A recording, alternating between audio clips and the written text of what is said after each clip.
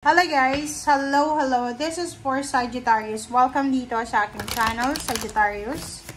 Alamin natin Sagittarius kung anong messages, vibration, gabay energy para sa inyong lahat. This is general reading. Pwede kang makaresonate. Just connect your intuition sa lahat ng barahan na lumalabas dito. So this is for the last week of September. Wow! Sagittarius! Sudden wealth. There's a lump sum of money coming. Meron kang minamanifest eh. Like, halimbawa, may trabaho ka ba? Or pwedeng, winnings. Mabilis eh. Sinasabi ng bara sa'yo na posibleng makahawa ka, Sagittarius, ang malaking halagang pera by the end of September.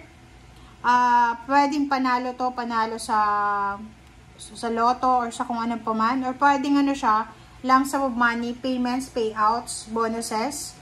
Mag-iingat ka, you need to be careful kasi there's a false person here.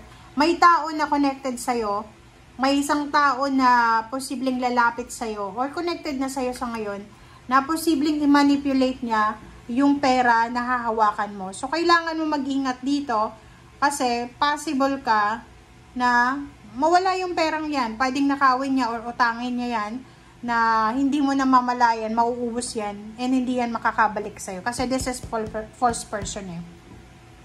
Yung false person na yan, yung gagawin niya na yan sa pera mo, pinagpaplanuhan niya. Hindi yan yung parang like kung sino man, especially sa linggong ito, kung may pera kang hawak, may ipon ka, or sisweldo ka ng maaga, early salary, ingat-ingat ka, kasi yung taong to, pinagpaplanuhan niya eh.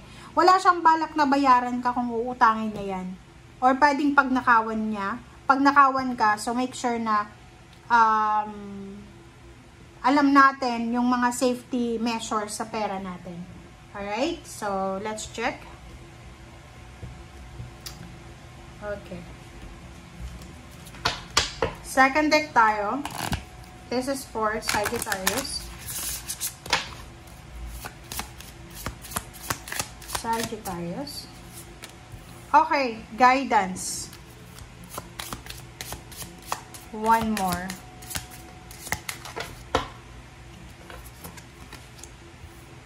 Companion.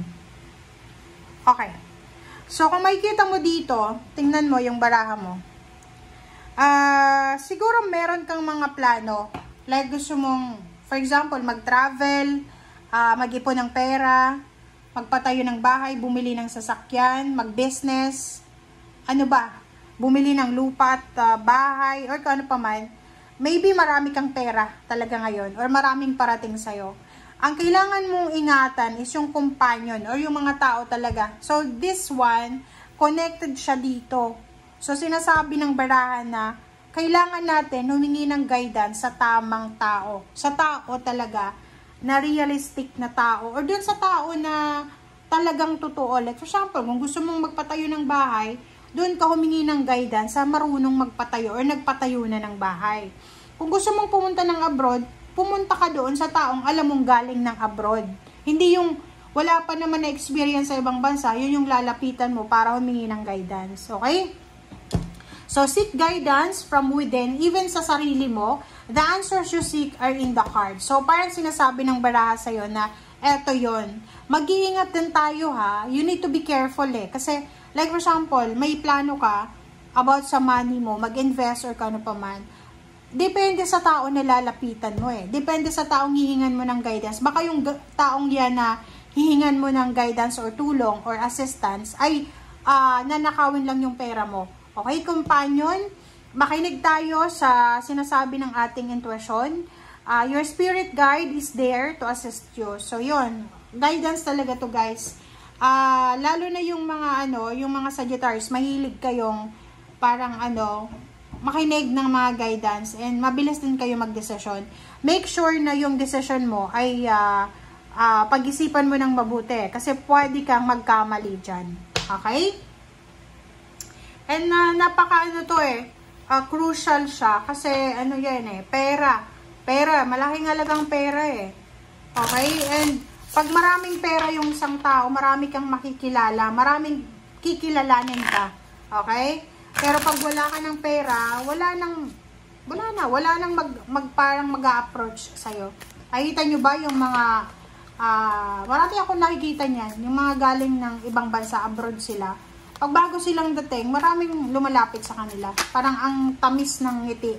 Pero once na mga 2 months na sila sa pamilya nila, sa bahay nila, parang dadaan-daanan na lang sila. Parang gano'n. So, sa panahon ngayon, or kahit nung panahon, napaka-importante ng pera. Parang ang tingin ng tao ngayon sa mukha ng tao ay pera. Pag wala kang pera, rejected ka. Pag may pera ka, okay, welcome ka. Parang gano'n. So, ingat-ingat tayo sa pagtitiwala.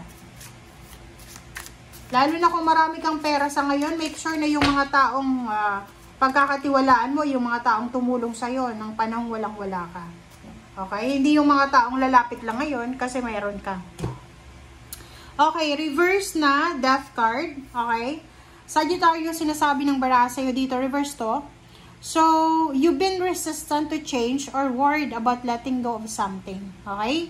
So, nakikita natin dito na possible na mayroon kang pinagdaanan na depression, anxiety, sickness, and natatakot ka din na baguhin yung lahat. Maybe you're stagnant. Sinasabi ng barahan na to na wag tayong mag-hold back sa past natin. Kumbaga, kung past na yan, wag mo nang bigyan ng maraming oras or panahon para pag-isipan pa ng mabuti. Kasi, paano mo pag-iisipan yung darating kung nakafocus ka sa past, 'di ba? Kung ano man to na mga sinasabi ng barahan na magbabago, kailangan natin sundin. Just go with the flow. Okay? And trust the process. Trust the process. Kung anong nangyayari sa ngayon, magtiwala ka sa Panginoon and have courage to take step forward. Okay? Huwag masyadong huwag masyadong gamitin yung oras, sayangin yung oras sa pag-iisip. Yung parang dinidelay mo yung mga bagay-bagay. Like, for example, mayroong mga magulang na yung anak nila kailangan ng mag-aral pero dinidelay nila, hindi nila pinapag-aral kasi ayaw nilang ihatid sa eskwelahan, 'di ba? Parang ganoon. So may ganoon na situation. Relationship, ang tagal lang mag-live-in. Ayaw pong magpakasal kasi hindi siya sure. 'Di ba? Parang ganoon. So mag-iingat tayo sa mga desisyon natin ngayon. And yung iba sa inyo diyan, iwasan natin yung overthinking Overthinking, overanalyzing. Kasi pag masyado tayong nag-a-analyze ng situation, doon lalabas yung depression anxiety and takot. Kasi, na-try nyo na ba yun? Na isip kayo ng isip, tapos hindi kayo makatulog sa gabi, hanggang 3 days na, wala kang solusyon, na which is hindi mo naman pala dapat solusyonan. Diba? So, Ace of Wands, sinasabi ng baraha sa'yo dito na, wag masyadong wag masyadong mag-self-pity or wag mong masyadong awayin yung sarili mo 'di ba? Stop questioning yourself and jump right into the creative project you've been dreaming about. So parang halimbawa, isa kang OFW, tapos plano mong magpatayo ng bahay. 'Di ba? Tapos may mga tao sa paligid mo na sasabihin sa, no, hindi ka pa pwede magpatayo kasi 1 month ka pa lang dyan. Diba? Yung parang instead na ma-motivate ka, hindi ka ma-motivate. So, dito sinasabi ng baraha, pag ganun yung may experience mo, possible kang magduda sa sarili mo. So, iwasan natin yung pagdudahan ng kakayahan nyo. Okay? Ito ay ang baraha na sinasabi na wag natin hayaan na ma-delay ang lahat. Kumbaga, kung gusto mong gawin siya ngayon mismo, ngayong linggo. Okay? And sinasabi ng barahan na to na kahit na hindi ka pa ready, as long as na sigurado ka sa gagawin mo, gawin mo siya. Okay? Maraming opportunities na posibleng magbubukas sa'yo. So, wag nating sayangin yung momentum, yung energy ng blessing sa ngayon. Kasi minsan, sa sobrang paghihintay, sa sobrang pagdidelay natin, hindi na natin lalaman na parang, 'di ba? Instead na blessings, rejection yung makukuha mo. Kasi ang tagal mong magdesisyon. Okay, 4 of Swords. Wow! So, this is the start na. Okay, simula na to. There's a good news coming. Okay, this is your, parang confirmation. So, there's a confirmation na darating sa'yo. Pwede ka nang makapag-relax. Pwede ka nang makapagpahinga. Okay, mare-restore na kung anong nawala sa'yo. It's either money, relationship, or anything. So, dito sinasabi ng barahan na to na pag may pagkakataon na matulog, magpahinga. Pag may pagkakataon tayong makapag-spend time ng ating sarili sa nature, sa dagat, sa bukid, sa kung saan man, take the, parang tawag dito, grab the opportunity. Okay. Basta take action ngayon ngayong linggong ito, sinasabi ng bara sa'yo na gumawa ka na ng action, kung ano man yan. Okay, be inspired sa sarili mo Huwag mo nang ihanga, huwag mo nang patagalin pa. Kasi sayang ng pagkakataon, sayang yung energy. Alright, 6 of Cups and Prince of Cups. Doon sa mga mga single na Sagittarius, ihanda mo yung sarili nyo ihanda nyo because there's a parang incoming love offer from your ex-wife, ex-husband, ex-boyfriend, ex-girlfriend. So, may pagkakataon ka sa linggong ito na ma-met ulit yung mga naging karelasyon mo or naging kaibigan. So, nakikita natin, may mga love offer, job offer from your past. Okay, and last 2 cards natin is 2 of this and 3 of wands. So, yun, this is a confirmation guys na yung hinihintay mong financial balance ay andito na. Yung perang hinihintay mo, yung trabahong hinihintay mo, yung utang, pwedeng may maraming umuutang sa'yo, pwedeng makatanggap ka na ng bayad. Okay? Thank you guys for watching. Bye!